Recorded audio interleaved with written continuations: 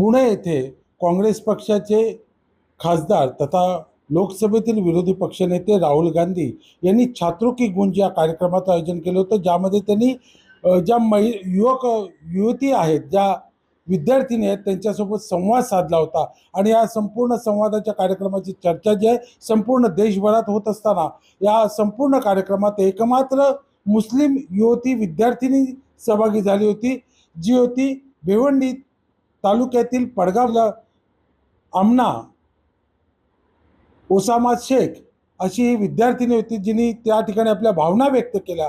एवढंच नव्हे तर आपण मुलगी असताना सुद्धा आपल्या आईवडिलांनी आपल्याला शिक्षणासाठी पुणे येथे पाठवलेलं आहे, आणि ज्या समाजामध्ये शिक्षण देण्यापासून बऱ्याच वेळा त्यांचे कुटुंबीय नाराज असतात, ते देण्यामध्ये त्यांचा उत्साह नसतो. अशा परिस्थितीमध्ये ओसामा शेख यांनी आपल्या मुलीला शिक्षणाची संधी मिळवून दिलेली आहे. आपण त्याच आमनाच्या कुटुंबियांसोबत आहोत. माझ्यासोबत ओसामा शेख आहेत. नक्की काय सांगायला, काल ज्या पद्धतीनं तुमच्या मुलीनं एवढ्या मोठ्या व्यासपीठावरती राहुल गांधी यांच्यासमोर संवाद साधला, देशातील करोडो जनतेसोबत संवाद साधला, काय सांगाल? जय हिंद, जय महाराष्ट्र.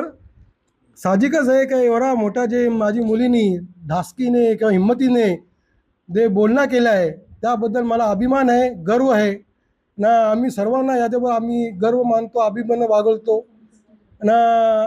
इच्छा व्यक्त करतो की आपले महाराष्ट्रामधले किंवा देशामधली प्रत्येक मुलीने असंच वागावं, हिंमतीने वागावं, या दृष्टीने पावले उचलली पाहिजे ना. यांच्या मनापासून जे मुलींच्या मनापासून भिंती आहे ते आपोआप कशी दूर होईल याच्याकडे बघायला लागेल.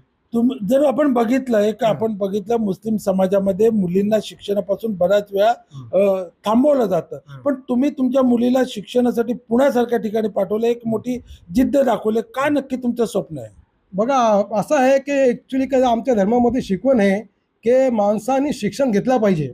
आमचे मोहम्मद पैगंबर बोलले की तुम्ही शिक्षण घ्या, जर तुम्हाला चीनला पण जायला असेल तर तुम्ही तिथे जाऊन शिक्षण घ्या.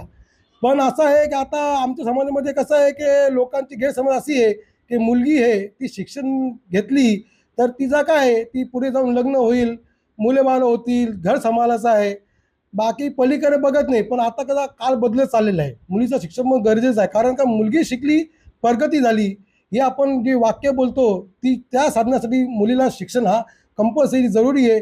म्हणून आम्ही सर्व मुस्लिम बांधवांना किंवा सगळ्या आपल्या मराठी बांधवांना किंवा अख्ख्या देशाच्या लोकांना बोलतो की आपली मुलीला शिक्षण द्यावे, का जेणेकरून मुलगी शिकली, प्रगती झाली, ही जी व्याख्या आहे ती प्रकट व्यवस्थित होईल. ज्या पद्धतीने आपण बघितलं राहुल गांधी सोबत एवढा मोठा तिने संवाद साधताना ती धीटपणानं उभी राहिली, काय तिचं कौतुक कराल?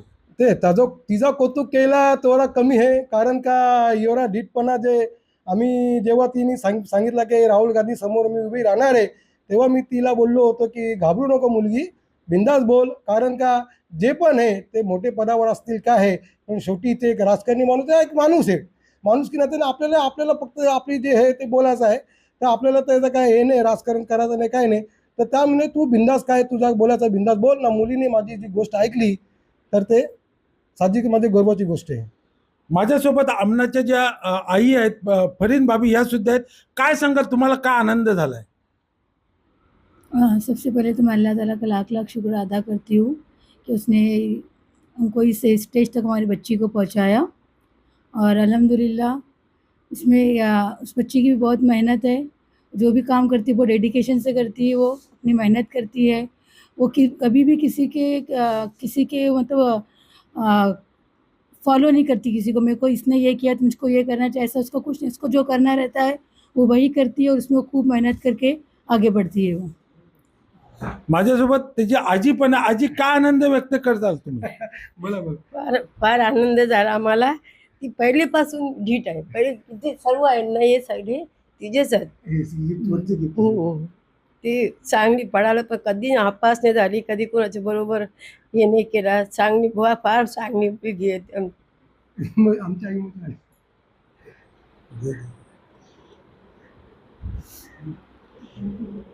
एकूणच जर आपण पाहिलं की ज्या समाजामध्ये मुलींना शिक्षणापासून वंचित ठेवलं जातं आणि त्याच समाजामध्ये ओसामा शेख यांनी विशेष म्हणजे त्यांना तिन्ही ज्या आहेत त्या मुली आहेत, आणि असं असताना सुद्धा त्यांनी मुलींना शिक्षणापासून वंचित ठेवलं नाही, तर त्या मुलींना चांगलं शिक्षण मिळावं म्हणून आपल्या घरापासून कोसो मैल दूर पुणे येथे सुद्धा नेऊन ठेवण्याची हिंमत दाखवलेली आहे. आणि म्हणूनच तीच हिंमत ओसामा शेख यांच्या दृष्टीनं तशीच हिंमत त्यांच्या मुलीमध्ये सुद्धा आलेली आहे. भेवून संजय भोईर, TV9 मराठी.